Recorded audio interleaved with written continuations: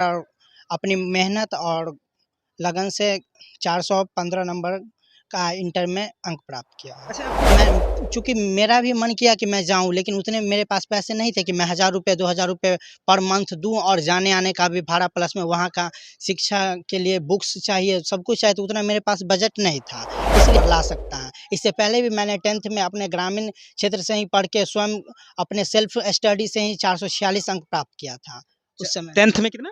446 अंक 89.20%। ये क्या है सपना? आगे मेरा सपना है इस प्रकार का, जैसा मैंने अपने ऊपर झेला है वैसा मैं कुछ ऐसा करना चाहता हूँ जिससे कि मेरे जैसे ही इन नौनिहाल भविष्य रखने वाले छात्रों के ऊपर इस प्रकार का जो क्या कहे गरीबी का कहर जो टूटता है वो इस प्रकार का कहर न टूटे। इसलिए मैं पहले तो इस प्रकार के पदाधिकारी बनना चाहता हूँ या शिक्षा क्षेत्र से जुड़ना चाहता हूँ जिसमें मेरे जैसे छात्रों को ये इस प्रकार की परेशानियाँ न झेलना पड़े। इसलिए मैं जो भी हो पढ़ लिख करके उसके बाद शिक्षा के स्तर से कोई भी पदाधिकारी बनना चाहूँगा और अपने समाज के शिक्षा को बढ़ाना चाहूँगा। शिक्षा वो शेरनी का दूध है जो पिएगा वो दहाड़ेगा। ऐसा हम किस लिए बोल रहे हैं? तो आपको पता होगा तो विगत दिन में जो है 12th का रिजल्ट जारी किया गया है बिहार बोर्ड के द्वारा। उसमें कई ऐसे छात्र हैं जो फैमिली यानी कहें तो कमज़ोर फैमिली से बिलोंग करते हैं, लेकिन पढ़ने में पढ़ाई किसी भी कसर में छोड़ना नहीं चाह रहे हैं। ऐसे ही हमारे साथ एक शख्स हैं। ये शख्स हमसे कॉल पे बात करते हैं और कहते हैं कि हमारा इतना नंबर आया। जब इनके फैमिली बैकग्राउंड के बारे में जानते हैं तो आपका भी रूह काँप जाएगा। आइए हम शख्स से ही बात करते हैं। क्या नाम हुआ आपका? मेरा नाम कुंदन कुमार हुआ और मेरे पिताजी का नाम श्री सीताराम सिंह। मैं समस्तीपुर जिला के ताजपुर प्रखंड के फतेहपुर नामक गांव का निवासी हूं और मैंने अपने स्थानीय पढ़ाई जैसे कोचिंग के लिए मैंने नॉर्मल ही एक अपने ग्रामीण क्षेत्र का ही एक कोचिंग चूज़ किया, चूँकि मेरे पास उतने बजट नहीं थे, जिस कारण से मैं उच्च लेवल के किसी भी समस्तीपुर या इस प्रकार के किसी भी उच्च संस्थान से जुड़ सकूँ। तो अतः मैं उसी ग्रामीण क्षेत्र के इंस्टीट्यूट से ही जुड़कर और अपनी मेहनत और लगन से 415 नंबर का इंटर में अंक प्राप्त किया हूँ। अच्छा, आपको लगा नहीं कभी कि हम छोटा-सा एक गाँव में ही कोचिंग क्लास कर रहे हैं और मेरा जो साथी है, वो बड़े-बड़े शहरों में कहें तो जा रहा है, समस्तीपुर जैसा आपने नाम का ज़िक्र किया, समस्तीपुर जाकर पढ़ रहा है। कभी आपका मन नहीं कहा कि हम भी समस्तीपुर चलते हैं, वहीं पढ़ाई करते हैं? बिल्कुल कहा, जब मैं इस विषय में सोच ही रहा था कि 12th की पढ़ाई के लिए लोग कहते हैं कि बाहर जाने पर ही अच्छे रिजल्ट्स आते हैं और भी उनका भविष्य बनता है। इस विषय में मैं जब सोच ही रहा था, तो ग्रामीण क्षेत्र के लोगों ने ही समझाया कि नहीं, तो तुमको वहाँ जाना चाहिए, यहाँ से कुछ नहीं होगा।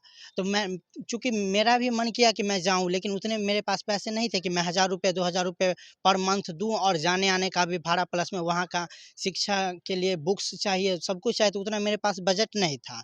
इसलिए मैंने निश्चय किया कि मैं ग्रामीण क्षेत्र से ही पढ़ कर के और अपनी मेहनत के दम पर जो हो, जितना हो अपने मेहनत के दम पर अच्छा से कर सकता हूँ।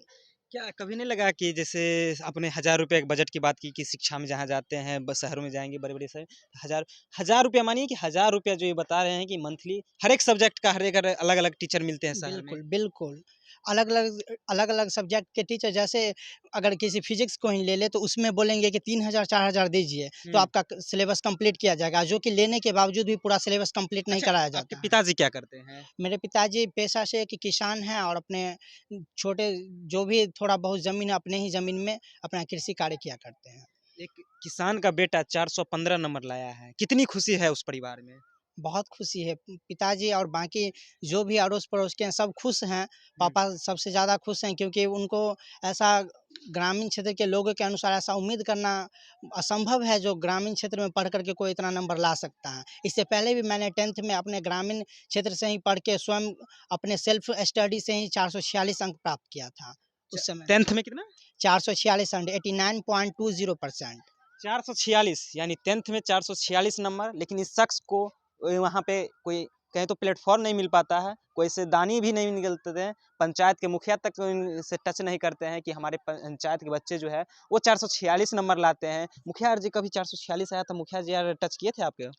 रही बात मेरी तो मेरे लिए तो कभी कुछ इस प्रकार का उनका प्रतिक्रिया नहीं रहा, और अन्य छात्रों के विषय में मैंने ऐसा कभी नहीं सुना कि गांव में जैसे मुखिया हैं या फिर कोई भी क्षेत्र के होता है ना कि हौसला बढ़ाना, नंबर ऐसा इस प्रकार का कोई भी क्रियाकलाप मेरे गांव में तो अभी तक मैंने नहीं सुना है कि शिक्षा को लेकर अगर कोई अच्छा प्रदर्शन करा है तो उसको ग्रामीण लेवल पर उसको प्रोत्साहित किया जाए, इस प्रकार का मैंने आज तक तो नहीं सुना है कि किसी भी मुखिया सरपंच या इस प्रकार के कोई भी क्रियाकलाप नहीं किया जाता है। आप ही बताइए कि एक छोटा-सा किसान का लड़का जो 10th में 450 के करीब नंबर लाता है, वहीं 12th में साइंस लेकर के पढ़ाई करता है और साइंस लेने के बावजूद भी अगर 415 नंबर प्राप्त करता है, उसके बाद भी अगर ऐसे-ऐसे शख्स को हम लोग नहीं दिखावे, तो फिर किसको दिखावें? बात रही कि कौन से फैमिली से बिलॉन्ग करते हैं, इनका अपने बैकग्राउंड के बारे में बताया कि मेरे पापा जो है वो फार्मर यानी किसान हैं और किसानी करते हैं, जो उनके पास जो थोड़ा बहुत ज़मीन है उसी में किसानी करते हैं, नहीं इधर नहीं उधर। और कितने भाई आप कितने हैं भाई-बहन में?